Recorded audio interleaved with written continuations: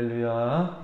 예, 오늘 새벽에 오신 여러분을 환영합니다. 인사 나누겠습니다. 잘 오셨습니다. 잘하셨습니다. 말씀의 은혜 받으세요. 오늘 우리는 또 창세기 27장 30절에서 46절 말씀을 통해서 남탓만 하는 인생이 되지 말자. 남탓만 하는 인생. 예. 오늘 이삭의 이야기. 이삭이 이제 야곱 축복을 할 때 야곱에게 하고 에서에게 해주지 아니하였죠. 원래는 자기 의도는 맏아들에게 이렇게 축복을 하고 싶었는데 하나님의 뜻이 분명하게 있죠. 우리가 금요 기도회 가운데 우리가 말씀을 이렇게 받았던 것처럼 리브가가 그의 이삭의 아내 리브가가 복중에 임신을 하게 되었을 때 하나님께서 이 배에서 계속해서 두 아이가 싸우는 일들을 이렇게 하게 될 때 왜 처음부터 이렇게 아이들이 심하게 단순한 발길질이 아니라 이렇게 의도적으로 이 복중에서 싸우는가? 하나님 이게 어찌 된 일입니까? 라고 하나님께 기도했을 때 하나님께서는 리브가가 하나님께 묻고 기도하는 내용에 신실하게 응답했는데 기도 가운데 하나님께서 예언적인 음성을 주셨습니다. 너의 복중에는 두 자녀가 있는 것처럼 보이지만도 두 나라가 있다.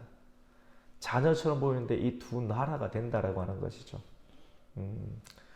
근데 이 두 민족이 싸우는데 큰 민족이 작은 민족을 섬기게 된다.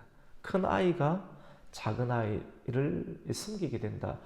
이 예언적인 말씀을 주었고 그 말씀을 리브가가 알아들었어요. 하나님의 음성으로 주는데 그것을 알아듣고 결국은 아브라함에게 주셨던 하나님의 상속 그 축복이 우리 이 이삭에게도 흘러왔고 또 이 이삭에게 흘러가는 그 축복이 그 다음 세대 가운데 어디로 흘러가게 되는지를 이 둘째 아들에게 흘러가게 된다는 하나님의 예언적 말씀을 리브가에게 주었는데 그 내용을 이 리브가를 통해서 이삭도 알고 있었고 충분히 대화를 나누었을 거니까 알고 있었지만도 이미 하나님께서 주신 하나님의 뜻이 있지만도 하나님의 뜻대로 이삭이 축복하려고 하는 것이 아니라 자기의 뜻대로 내가 좀 자녀를 키워보니까 내 구미에 맞고 내가 또 고기를 좋아하는데 나에게 고기를 만들어주고 그리고 별미를 만들어주는 내 취향에 맞는 나에게 잘해주는 아이에게 축복을 하려고 하였지만도 결국 하나님의 뜻대로 이루어지는데 야곱과 또 리브가의 그런 속임수에 의해서 야곱을 에서로 생각을 하고 축복을 이렇게 하게 됩니다. 그리고 야곱은 그 축복의 장막에서 유유히 빠져나오게 되고 얼마 지나지 않아서 들에 나가서 짐승을 잡아온 그 에서가 맛있게 별미를 준비해서 아버지를 찾습니다. 아버지, 너는 누구냐? 방금 전에 축복을 하고 에서가 나갔는데 목소리가 똑같은 목소리가 나는데 뭔가 심상치가 않습니다. 너는 누구냐? 아버지, 저는 내가 아버지가 좋아하는 별미를 만들어 왔습니다. 제가 바로 아버지의 맏아들 에서입니다. 라고 이야기를 합니다. 여러분, 이삭은 이 이야기를 듣고 심히 떨었다라고 했습니다. 심히 떨었다. 같이 해봅시다. 심히 떨었다. 심히 떨었다. 왜 심히 떱니까? 깜짝 놀라서 떠는 거예요. 사도 바울도 고린도에서 목회를 시작하게 될 때 나는 심히 떨었노라 라고 이렇게 말을 했습니다. 그는 굉장히 똑똑한 사람이었죠. 그런데 이 고린도 지역에서 이 헬라 철학이 있고 똑똑한 성도들이 많고 굉장히 부유한 사람이 많아서 내 같은 사람이 여기서 목회할 수 있을까라고 생각하는 것 때문에 떠는 것이 아니라 그 전에 헬라에서 그 사람들이 똑똑하니까 그의 구미에 맞게끔 별미의 음식을 주면 사람들이 내가 하는 목회 또 내가 전하는 말씀을 잘 알아들을 수 있겠지, 부응하겠지 라고 생각을 하고 별미의 음식을 주고 헬라 철학에 맞는 지식적 설교를 하였지만도 완전히 깨어져 버렸어요. 그렇게 하면 사람들이 알아듣고 좋아할 거라고 생각했지만 완전히 그 헬라 지역에서 복음이 몇몇이 안 들었습니다. 완전히 철저하게 깨어지고 다짐을 하게 되었습니다. 아, 내가 다시는 사람들의 구미에 맞는 설교를 하지 않아야 되겠구나. 사람들의 구미의 별미 신앙으로 내가 나아가지 않아야 되겠구나. 철저하게 깨닫고 고린도에 가서서는 그런 것들이 전혀 두렵지 않았어요. 하지만 두려운 것은 내가 이제는 하나님 예수 그리스도의 십자가와 부활의 복음만을 전하겠노라고 다짐을 하고 가게 되었고 바울은 떨었어요. 아, 하나님, 내가 이제는 내 지식과 내 힘을 의지하지 아니하고 성령의 나타나심을 의존하겠습니다. 십자가의 복음을 전하겠습니다.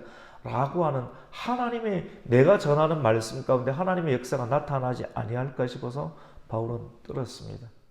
하나님의 역사 때문에 바울은 떨게 되었죠. 오늘 말씀 가운데 보면 이삭은 떨었어요. 왜 떨었습니까? 표면적으로 보면 내가 방금 안수하고 축복한 사람이 누굽니까? 에서가 아니고 자기 뜻은 하나님의 뜻은 에서였지만도 하나님의 뜻은 야곱이었지만도 야곱 대신에 억지로 자기의 의도대로 에서에게 축복을 했다라고 생각했지만도 내가 한 사람이 에서가 아니라 야곱이라는 사실을 깨닫게 되어서 이거 어찌하나 라고 해서 놀라는 것도 있었지만도 저는 말씀을 보면서 단순한 이런 표면적인 것보다는 하나님의 뜻보다 자신의 뜻대로 축복을 하려고 했으나 결국은 하나님의 뜻대로 이루어진다라고 하는 하나님의 임재를 목격을 하면서 이삭은 떨었습니다. 저와 여러분도 정말 하나님의 임재 앞에 떨 수 있는 하나님의 은혜가 있기를 축복합니다. 놀란 거죠.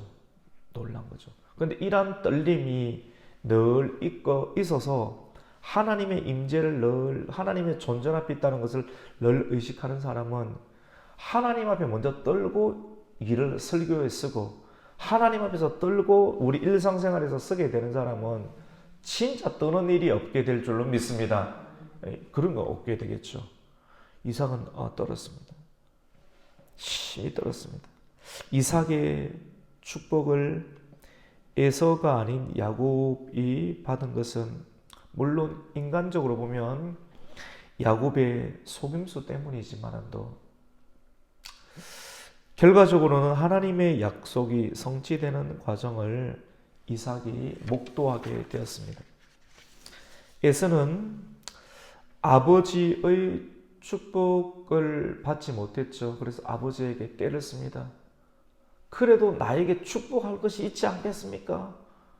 나에게 남은 축복을 해주십시오. 라고 이렇게 에서가 아버지 이삭에게 요구했지만도 내가 맏아들에게 해야 될 축복을 다 쏟아부었다.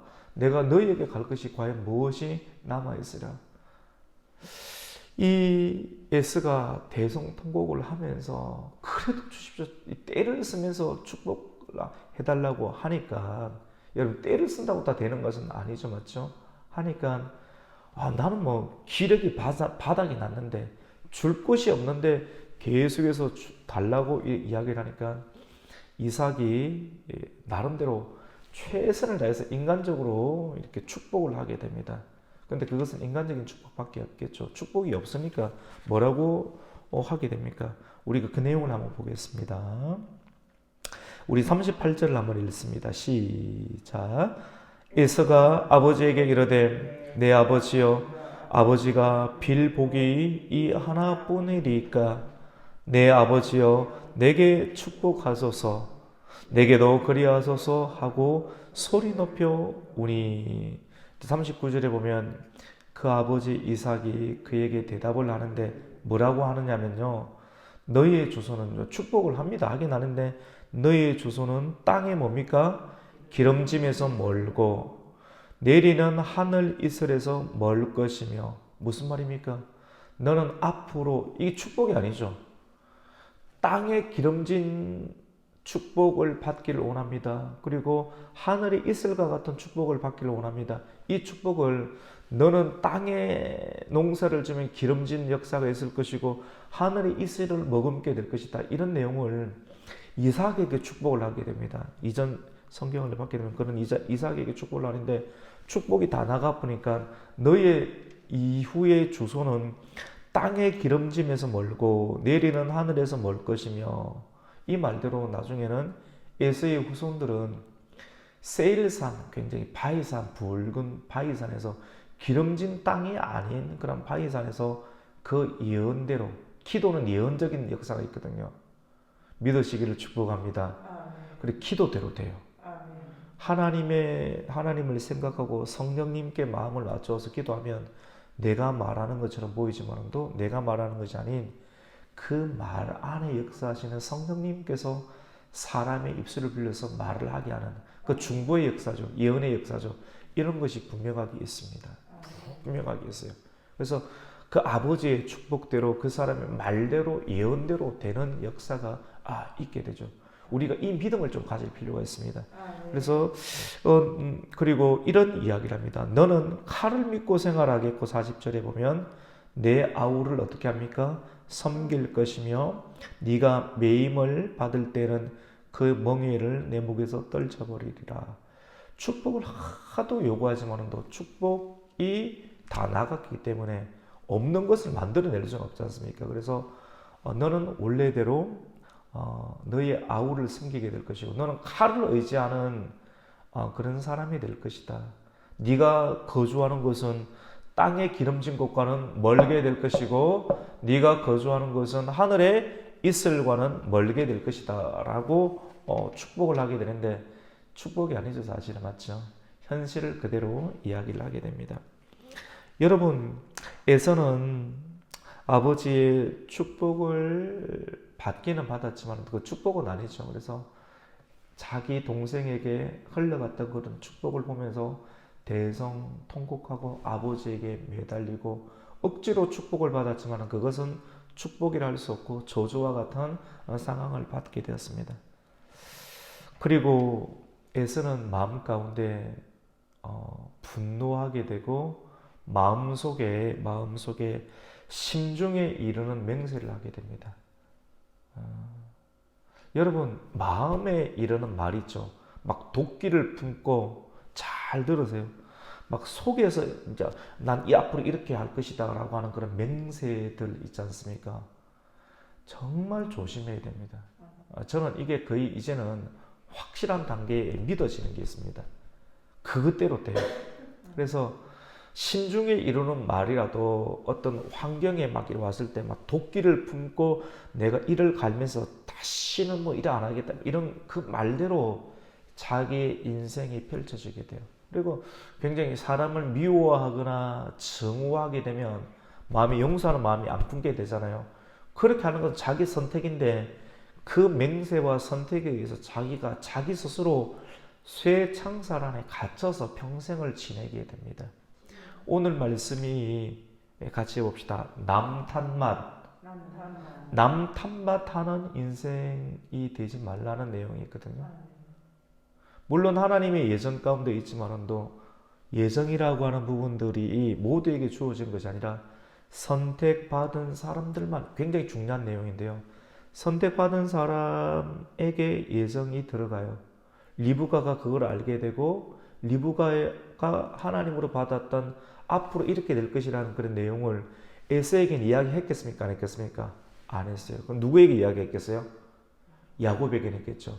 근데 이 내용이 나는 앞으로 큰 자가 될 것이다 라고 하는 이런 이 하나님의 예정을 들은 사람이 의기양양하라고 준 것이 아니라, 비록 서자는 알지만 둘째 인생처럼 살지만 그 뜻이 이루어지기까지 굴복하지 말고 믿음을 가지고 담대하게 살고 용기를 잃지 말고 살아라. 오늘 그리스도인들이 결국은 그리스도께서 우리를 구원해 주신다라고 하는 예정을 받은 사람인데 세상에서 때로는 짓눌리고 비난을 받는 인생이 있지만도 포기하지 말고 힘을 내고 예정을 받은 사람, 구원의 은총을 받은 사람, 구속의 역사가 있는 택함을 받은 사람이 우리가 앞으로 하나님께서 우리를 구원해 주실 거는 예정의 은혜를 받은 사람은 굴복하지 말고 힘을 내고 소망을 가지라고 하는 그런 의미가 있어요.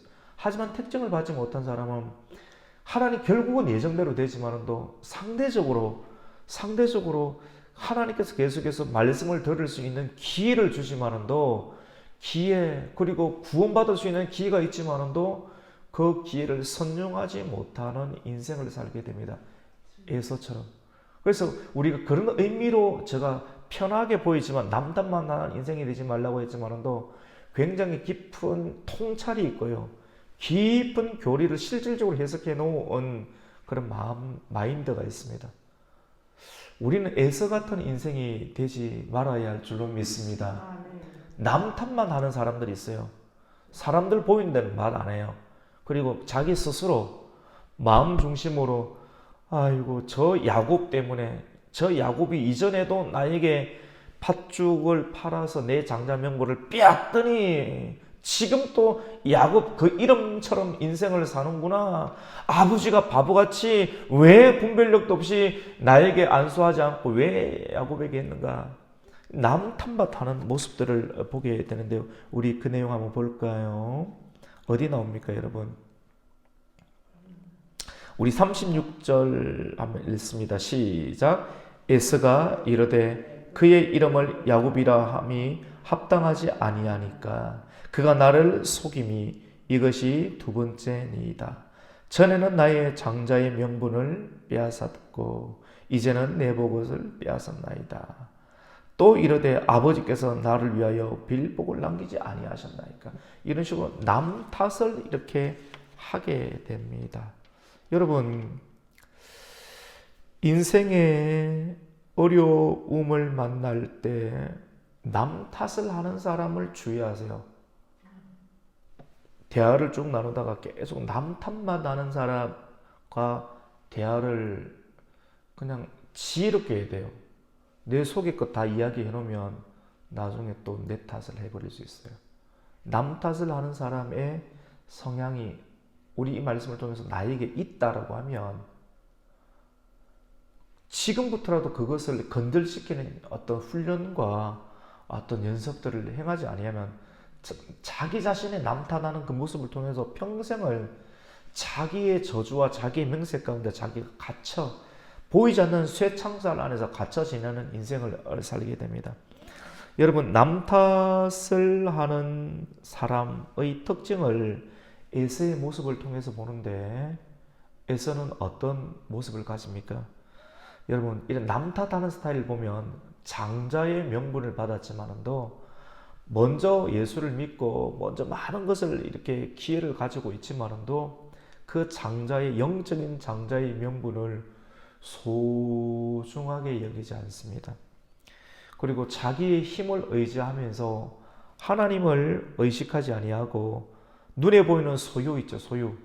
팥죽에만 집착하여 영적인 소중한 유산을 가벼이 팔아버리는 사람.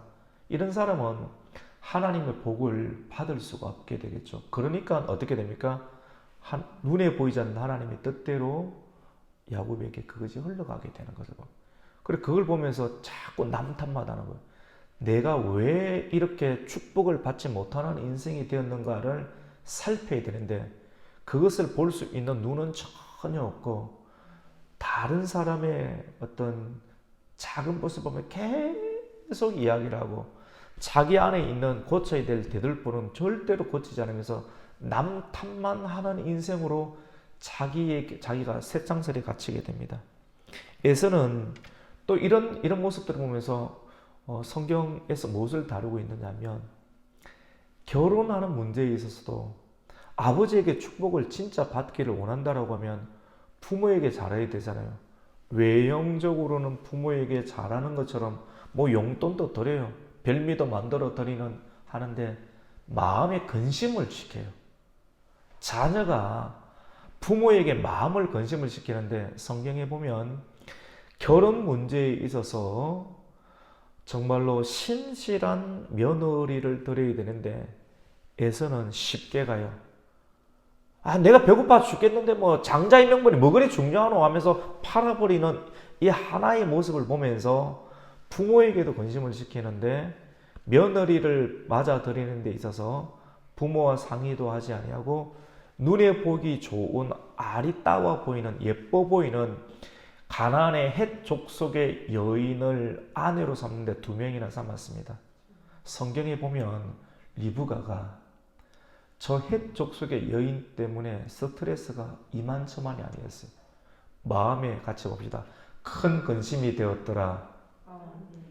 큰 근심이 되었더라. 누구 때문에? 새로 들인 여성 때문에. 단순히 고부 간의 갈등만을 말하는 것이 아니라 이 리브가는 믿음이 있었잖아요. 하나님의 은혜의 계보가 흘러가야 되는데 어떻게 저런 여인과 결혼하면서 신앙생활을 할 수 있을까? 마음에 큰 근심이 있는데 에서가 자기 주장이 강하니까, 자기 소유가 강하니까 부모가 말해도 통하지가 아니하는 이미 장성한 분량이 되어버렸던 것이죠. 그래서 부모의 근심이 됩니다. 그리고 남 탓만 하는 인생의 모습을 지금의 축복을 빼앗겼지만도 아버지가 살 날이 남 탓하는 인생이 얼마나 무슨 스타일인지 아십니까? 그래서 관계하는 걸 주의하라고 하는 거 제가 말씀을 드리는 거예요. 잘 분별을 해야 됩니다. 이런 사람의 특징이 좀 무서워요.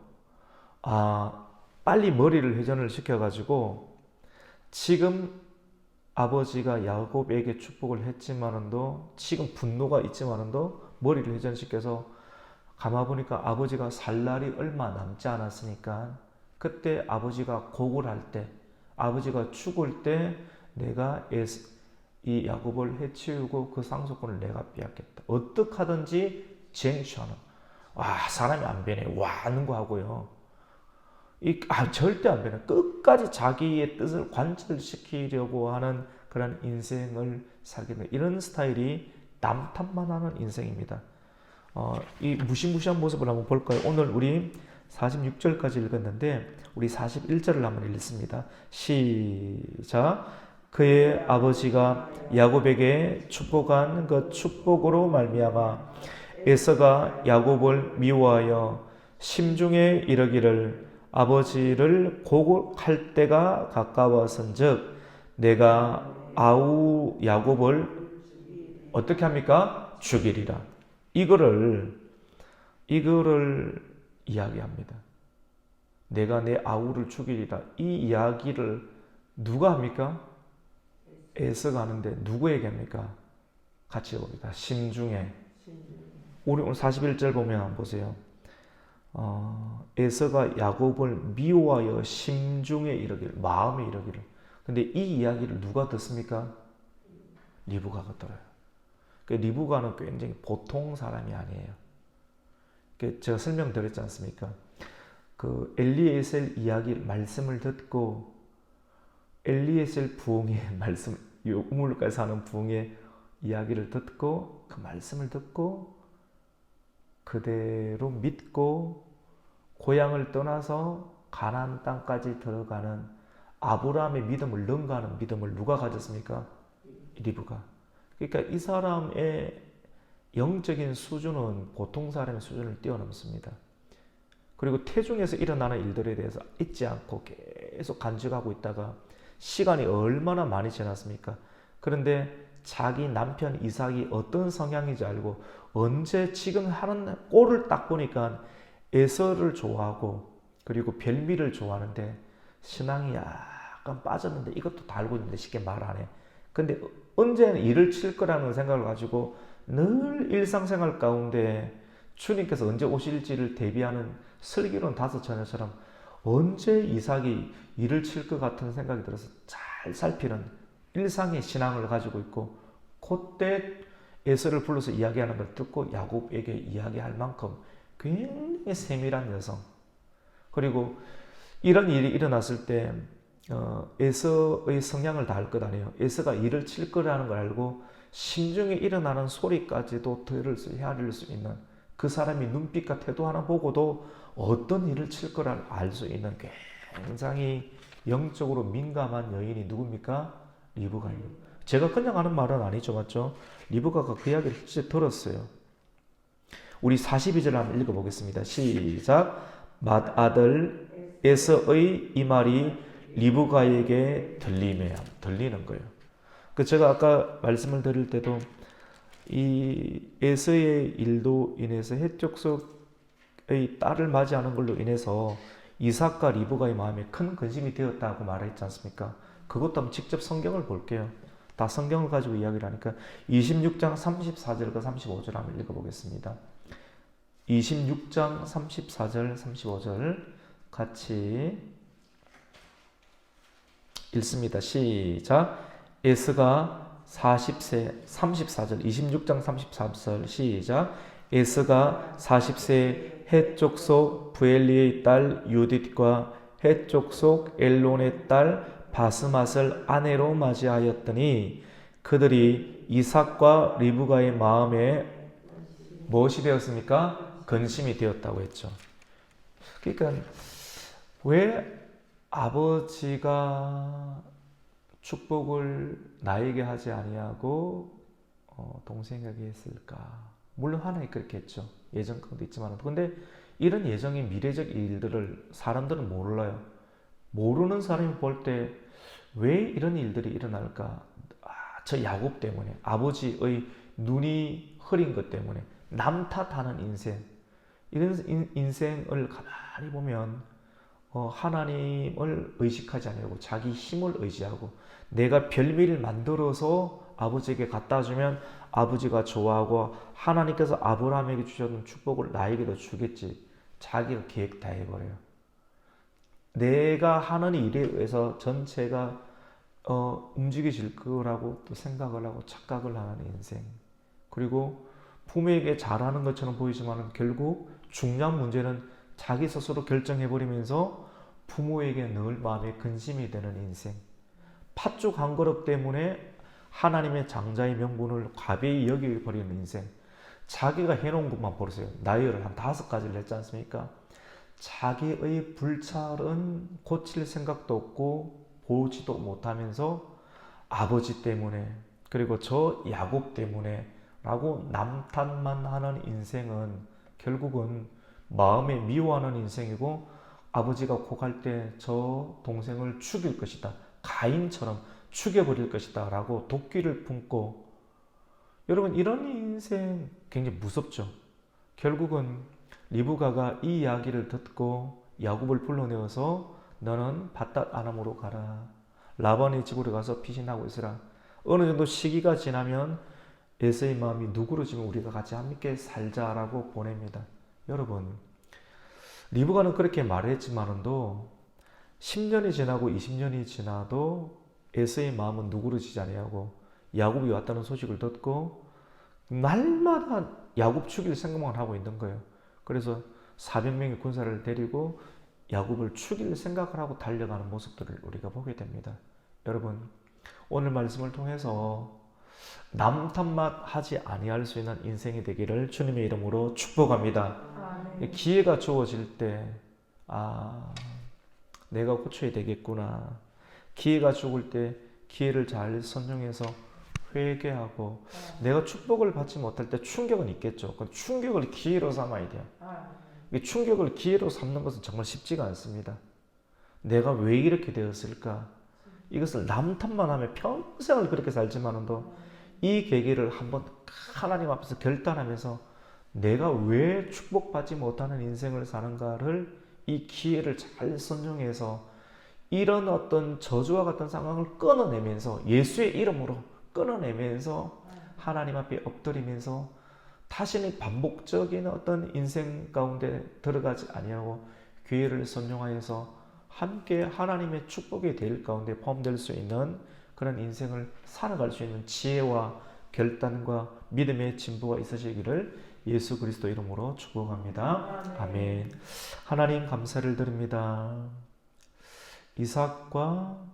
또 그 축복에 관한 이야기를 우리가 말씀을 통해서 보면서 정말로 하나님의 뜻대로 이 세계가 진행이 되는구나 하는 엄중한 하나님의 뜻을 우리가 다시 발견하게 되며 또 이 말씀 아래에서 살아가는 우리 한 사람 한 사람이 하나님 남탓만 하지 않는 인생이 되는 그런 결단을 또 그 말씀을 우리가 보게 됩니다.